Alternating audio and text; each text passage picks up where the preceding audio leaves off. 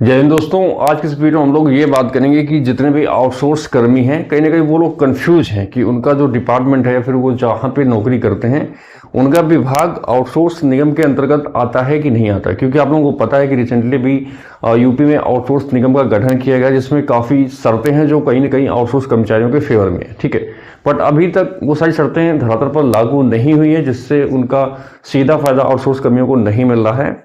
इसके अलावा जो नए आउटसोर्स कर्मी है किसी विभाग में ज्वाइन कर रहे हैं फिर करने वाले हैं तो वो डाउट में आ रहा है कि मैं जिस विभाग में जा रहा हूं या फिर काम कर रहा हूं क्या मेरा विभाग या मेरी कंपनी आउटसोर्स निगम के अंतर्गत आती है कि नहीं आती है। तो रिसेंटली अभी निगम बनने के बाद उन्होंने एक लिस्ट जारी करी है जिसमें उन्होंने बताया कि कौन कौन से विभाग हैं जो आउटसोर्स निगम के अंतर्गत आएंगे और ये जितनी भी सुविधाएं हैं जिसमें मैक्सिमम वेतन जो ए ग्रेड श्रेणी के कर्मचारी उनको 40,000 है और जो डी ग्रेड में आते हैं उनका मिनिमम वेतन 20,000, मतलब मैक्सिमम 40,000 और मिनिमम वेतन आप किसी भी कंपनी में किसी भी डिपार्टमेंट अगर काम करते चाहे आप सफाई कर्मचारी क्यों ना हो आपको मिनिमम वेतन 20,000 तो देना ही पड़ेगा।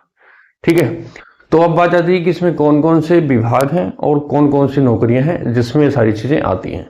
तो मैं आपको कुछ चीजें बता देता हूँ जिनको आप समझ लीजिए जिससे आपको बिल्कुल पक्का पता हो जाएगा कि आपका डिपार्टमेंट आता है कि नहीं आता है। ठीक है, एक तो पहला आप ये ध्यान रखना कि जितने भी आउटसोर्स कर्मी हैं लगभग 9 से 10 लाख आउटसोर्स कर्मी यूपी में काम कर रहे हैं। इसके अलावा बहुत सारी भर्तियां चल रही हैं। ठीक है, अगर आपका चयन मतलब सिलेक्शन आपका अगर सेवा योजन पोर्टल के माध्यम से हुआ है, आपने सेवा योजन पोर्टल के माध्यम से रजिस्ट्रेशन करके नौकरी अगर पाई है तो आप 100% उस निगम के अंतर्गत आएंगे। आप किसी भी डिपार्टमेंट में काम करते हो, आगे मैं आपको डिपार्टमेंट की लिस्ट भी बताऊंगा कि कौन कौन सी डिपार्टमेंट है, मगर आप पहले चीजें समझ लीजिए।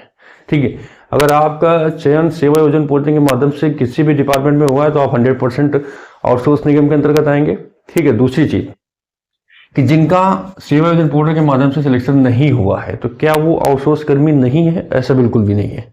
ठीक है, ऐसे बहुत से डिपार्टमेंट या विभाग हैं जो सेवा योजन पोर्टल पर अभी तक रजिस्टर्ड नहीं है मगर उनमें जो भर्तियां हो रहे हैं वो आउटसोर्स के माध्यम से ही हो रही है। ठीक है, इसलिए जिनका चयन सेवा योजन पोर्टल के माध्यम से नहीं हुआ है तो आप लोग अपनी कंपनी की डिटेल जीएम पोर्टल में डाल के चेक करेंगे कि क्या आपकी कंपनी रजिस्टर्ड है कि नहीं है।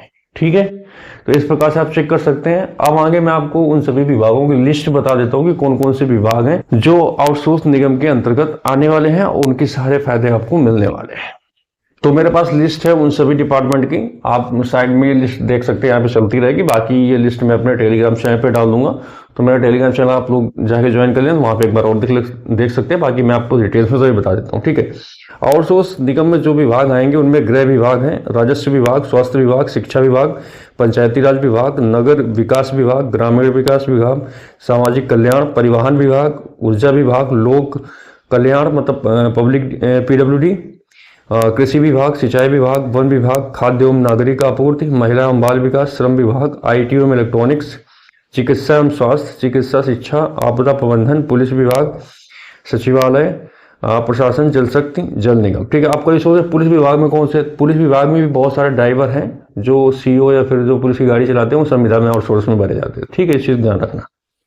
और लगभग इसके अलावा 100 सरकारी विभाग है। ठीक है, अब इसके अलावा जो विभागाध्यक्ष कार्यालय हैं जैसे कि DGP कार्यालय में बहुत लोगों की तैनाती होती है। ठीक है, DG हेल्थ में, DG मेडिकल में, director basic education, director secondary education, director local bodies, director panchayati raj, director agriculture, director industries, director social welfare, director employment, registrar cooperative, excise commissioner, transport commissioner, labour commissioner के office में अगर किनकी outsource के तौर पर तैनाती है उनको भी इसका सीधा फायदा मिलने वाला है। ठीक है, इसके अलावा विभिन्न संस्थान जैसे कि गवर्नमेंट इंस्टीट्यूट हैं कि राजकीय मेडिकल कॉलेज हो गए, IT पॉलिटेक्निक हो गए, UPPSC हो गए, UPSSC, यूनिवर्सिटी, रिसर्च संस्थान, सरकारी प्रशिक्षण संस्थान, जल विभाग, बिजली विभाग, RDO ऑफिस, खाद्य विभाग, प्रयोगशालाएं, सरकारी आश्रम, वृद्धाश्रम, महिला संरक्षण गृह में अगर आपकी तैनाती तो भी आप आउटसोर्स कर्मी है। इसके अलावा उपक्रम जो अंडरटेकिंग गवर्नमेंट आते हैं जैसे कि रोडवेज हो गया,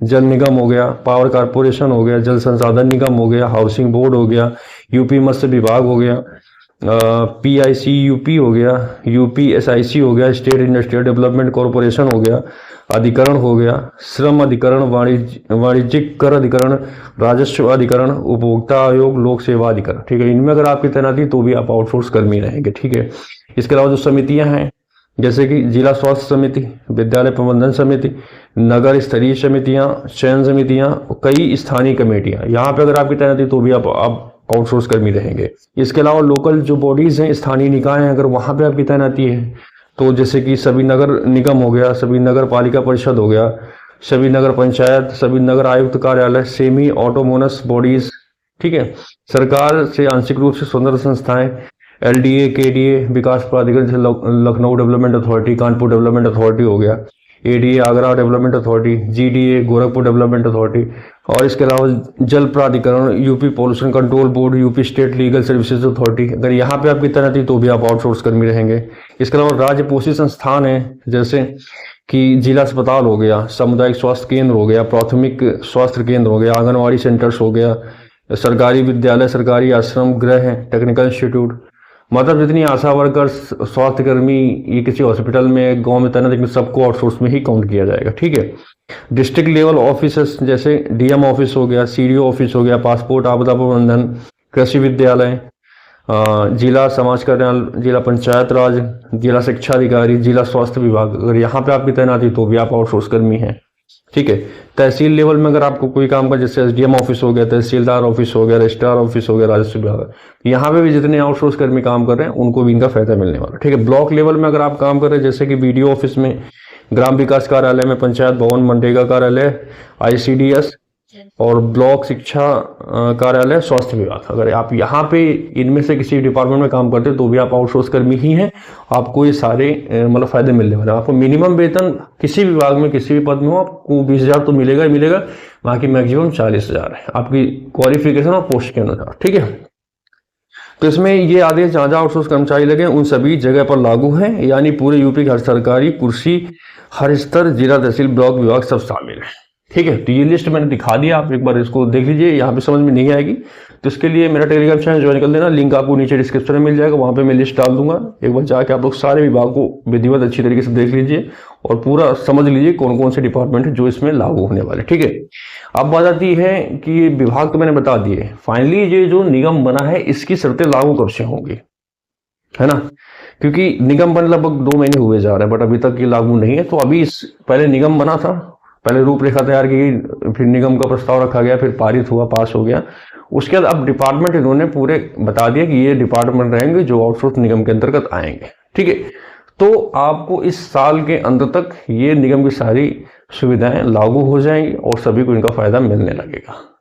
तो कहीं ना कहीं थोड़ा परसेंटेज तो बढ़ेगा जिससे आउटसोर्स कर्मी है जिनको थोड़ा बहुत फायदा मिल सकता है।